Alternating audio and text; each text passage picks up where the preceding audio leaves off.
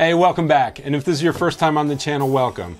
Today we're going to be looking at what's been my daily driver for the last 7 months, and we're going to find out if it's still a viable option in 2017.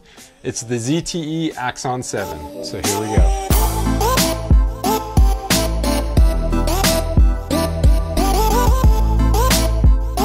So at the time of this recording, this phone sells for $400 US, and while it may not have the specs of a flagship phone in 2017, it's still got some pretty respectable horsepower behind it.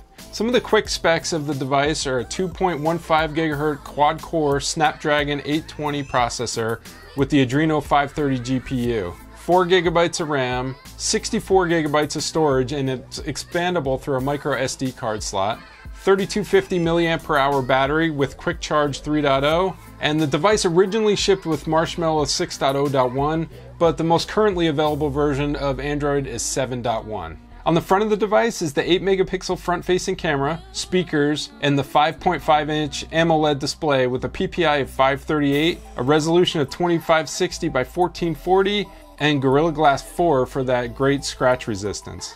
So those speakers on the front provide a really rich, deep sound. They probably have the best sound reproduction of any mobile device that I've used over the past couple of years. At the top of the device is a microphone and a 3.5mm headphone jack. Moving around to the left side, the only thing that's visible is the release for the drawer containing the SIM and the micro SD card slot or another SIM. So this is a dual SIM device. The right side of the device has a volume rocker and power button. At the bottom, we have the USB-C port and microphone, and then on the back of the device is the fingerprint reader, flash, and 20 megapixel camera. The fingerprint reader on this device is actually really accurate and quick. There's not a whole lot of noticeable lag between the time that you put your finger on the sensor and it unlocks the screen. It works really well. So another great feature of this device is the camera. So in addition to beautiful, crisp 20 megapixel photos, it also supports shooting at 4K at 30 frames per second, 1080p at 30 or 60 frames per second, and 720p. So as far as the performance of this device, I don't really like to run benchmarks. I like to judge a device more on the feel, and the feel of this device is excellent. Navigating, multitasking, playing games, all very smooth. Even some graphically intensive games, I didn't see any hiccups. It was buttery smooth and a really enjoyable experience.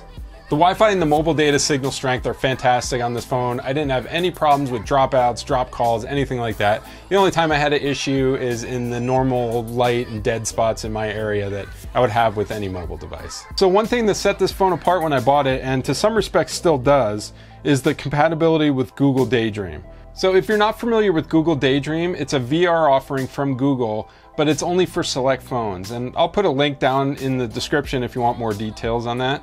So the Google Daydream consists of the headset and a little controller. That controller pairs to your phone through NFC and it works really well. So as I mentioned, the phone comes with that 3250 mAh battery, and that is plenty to get you through an entire day of average usage. I very rarely have to charge my phone in the middle of the day, and I just charge it at night when I sleep. So even with some great releases this year, like the Note 8, the Xiaomi Mi A1, the Essential phone, iPhone 8 coming out later in the year, this is still a really good contender in 2017. It may not have flagship killer specs anymore, but the performance on the phone is great, and I personally don't see a need to upgrade yet. It does everything that I want it to do, does it fast and flawlessly.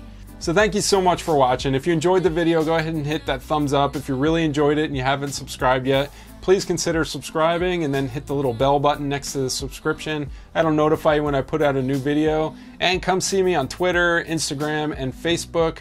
Thanks so much, and I'll see you next time.